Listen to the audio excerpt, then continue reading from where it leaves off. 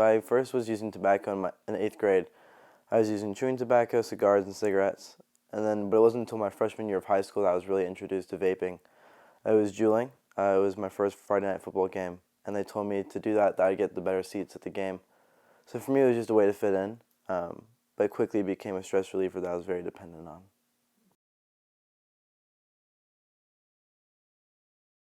It was in Boy Scouts, so it was just if I went on a trip and somebody had it. So I was never really buying it for myself. It was mostly just if the people around me were doing it, then I was going to be using it around them. That was vaping. The first time I bought something was my freshman year of high school. It was just I told somebody that was legally able to get it, hey, I'll give you $5 extra if you can go get this for me. They did it, but it was probably around halfway, not even halfway through freshman year of high school, that I walked into a tobacco shop and they didn't even ID me, which is a big concern.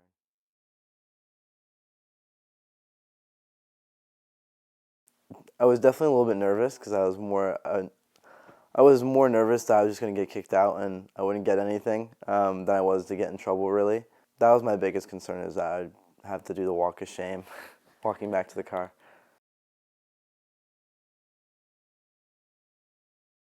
There was absolutely like a network of where to go and where not to go. And there were certain days where you go in and certain days where you don't, because sometimes there was different people that worked there. So there was definitely like a little network that was going on.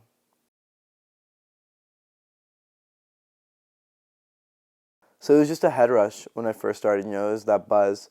But it was more gratifying than anything, to be able to fit in. Because I grew up kind of with friends and kind of without. So that's the biggest thing I want to do always, is just fit in.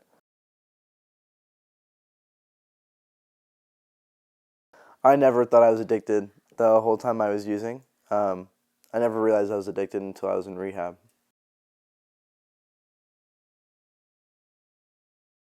Definitely, there was definitely a lot of glorification on social media. I definitely say that there was people that would make challenges out of it, like how many times can you hit this, or there would be like certain jokes that are going on, like where they can't go without a jewel, like, or even just making jokes about it, like being addicted. We just kind of normalized the idea of addiction. Yeah, so my mom told me at 9:30 at night that I was gonna hop on a plane 3:30 in the morning. You're gonna go to rehab in California for 8 days. It was not 8 days. Granted, I know that if they had told me 39 or however long, I would have gotten on the plane. It wasn't a good lie, but it was a good lie. Um, yeah, I was freaking out. I hated the idea of that. I broke a lot of stuff in the house that night. I dented my mom's car.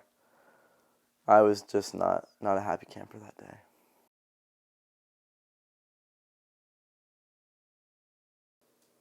It was definitely an extreme case, for sure. It's not something I'd recommend everybody to do. But I personally know that if I hadn't done that, I'd either be dead or in jail. The way that my lifestyle was, the way that my living was. I was definitely on a road to nothing. I was just constantly running in circles. Um, so it was definitely something I needed.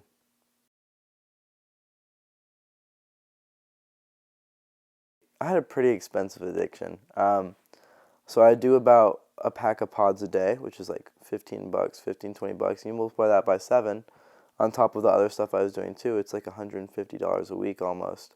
So, that gets expensive. And I was funding this by selling my clothes and selling my shoes out of my closet. Or I'd go to thrift shops and I'd buy clothes and I'd start selling them.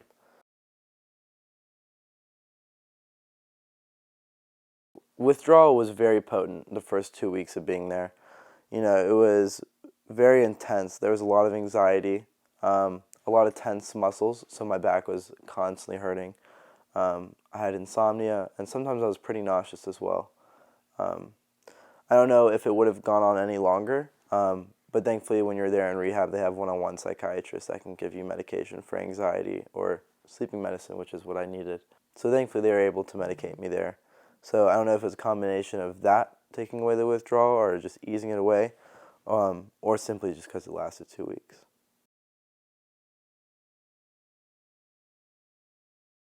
When I came back home to North Carolina, it was a very good feeling, but it was kind of scary at the same time because life for me stopped for those 39 days, but for life for everybody else, it just kept on going.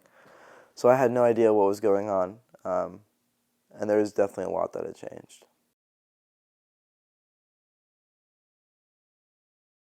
When you're going through addiction, it consumes you.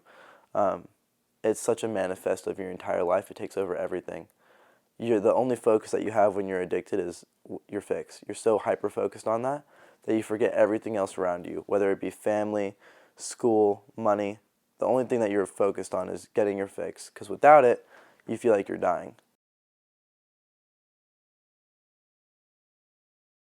It is a struggle to be going through recovery, especially at 15 and 16. Like, as a teenager, the biggest things in teenagers are parties in high school.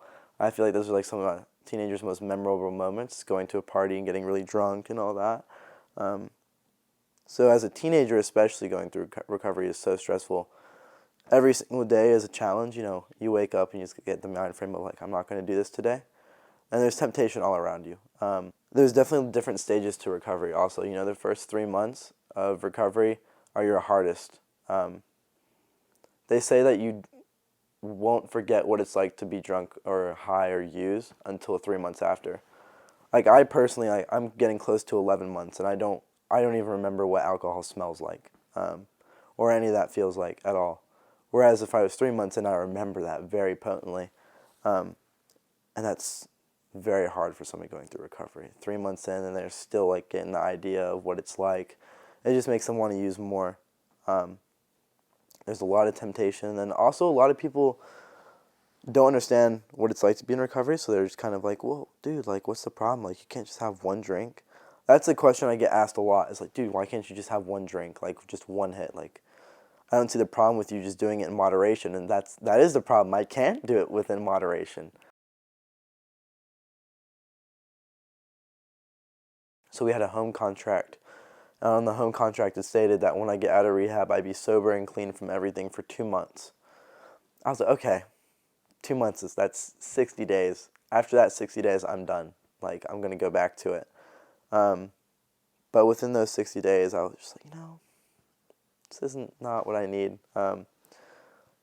2 months without it, and I feel better. Life is still life. So I was just like, I'd probably be better off without it. And I've continued. But yeah, I'm honestly surprised I didn't relapse. The first 2 months of being sober were so stressful because I was starting school back up. I didn't understand what was going on. Like, all these new social things were going on, and I didn't get it because I wasn't there for it. A lot of people ostracized me for being sober. They were just like, well, I don't think I've been invited to a party since I've been sober. I've asked to go to them, but I haven't been invited. It was a combination of I don't want kids going down the same path that I did, and also just wanting to be a shoulder for kids. Because I know what it's like to be alone. I know what it's like to go through things. I know what it's like to go through stress and just to be a teenager. And the last thing I want is anybody to go down a bad road. So it was mostly just support for people who were going through addiction or going through anything, but also for kids to be prevented from starting an addiction.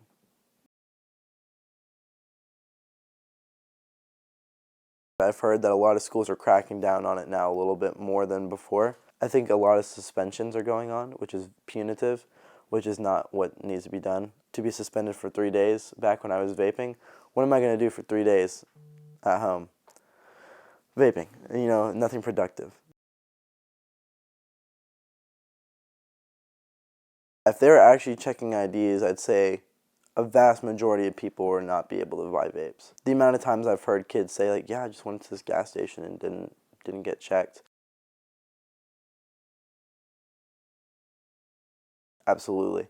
I think that if you're going to treat other drug abuse, then you should treat nicotine addiction as well, because it is an addiction. Just because nicotine, if you're using it, so let's talk in terms of sobriety. Nicotine is the only substance where that you can use and you will not lose your sobriety because it is not a mind-altering drug. But I think that just because it doesn't make you sober does not mean it shouldn't be included in addiction. I absolutely do believe that more adolescent inpatient facilities should include nicotine. treatment as well. I definitely think that the substance abuse field needs to change how they view nicotine addiction. I've heard a lot of stories that a lot of inpatient facilities allow their kids to use nicotine, even if they're underage. And I think that's absolutely absurd. All that is just trading an addiction for addiction.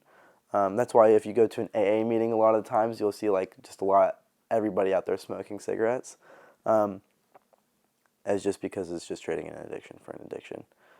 I say if you're gonna do that, then you might as well just be going back to the same stuff using. So if you can't, it's one or none, you know. So we definitely need to include nicotine as an addiction. One of the biggest reasons that people are drawn to it is it's just a fad. You know, it's popular. All you want to do in high school is just go with the flow. And unfortunately, Juul was the flow in high school. So there's so much glorification of it online, whether it be with challenges or jokes, or just normalizations of the idea of it. I think that was the biggest attraction for me personally. But definitely flavors are a huge attraction. Obviously, let's say like if vaping is a cessation device compared to smoking, why do you need those 15,000 something flavors that we have? You know, it's very clear who this is targeted to, and it's definitely not adult smokers. It's definitely youth. So absolutely, flavors is a big attraction. The sleek designs of them is also a big attraction of how easy they are to conceal.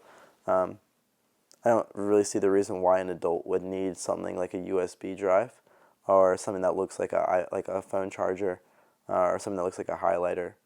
It's very clear who this is targeted to. There's healthier alternatives to whatever their reason being to use, whether it be to fuel curiosity, to fit in, for stress reliever. There's a healthier alternative than using a substance or vaping.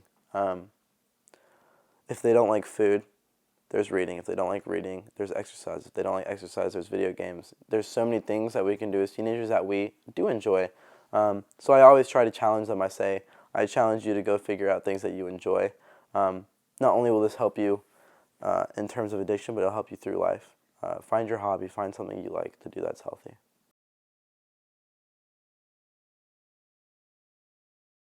The biggest thing in addiction is you're going through a lot of shame.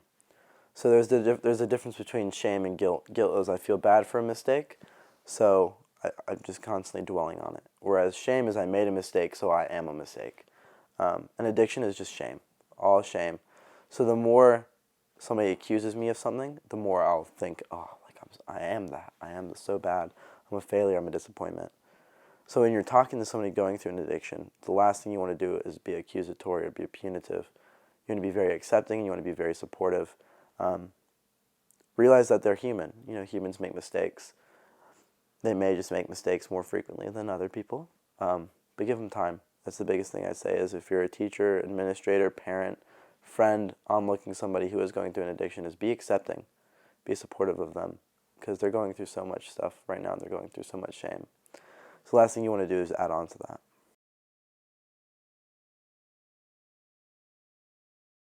Understand as a parent that you're not going to be able to take away your kids' problems all the time. You know, you're not going to, if they're going through an addiction, like, you're not going to be able to make them stop. They're going to do it on their own, which is hard, watching your kid go through something and not being able to just take that away from them. So just constantly giving them support and being accepting is the biggest thing. And then patience. Patience, patience, patience. Ain't that right, Mom?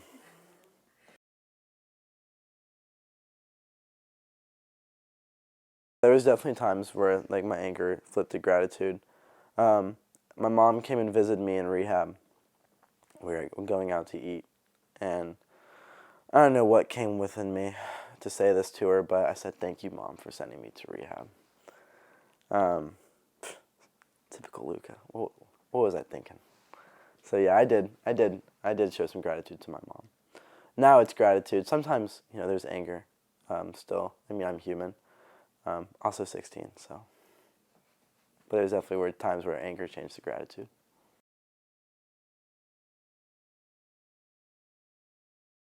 I think the biggest thing, personally, that I'd want to change is the retailers. You know, they need to have more consequences if they're not IDing. From what I've heard, it's just a small fine.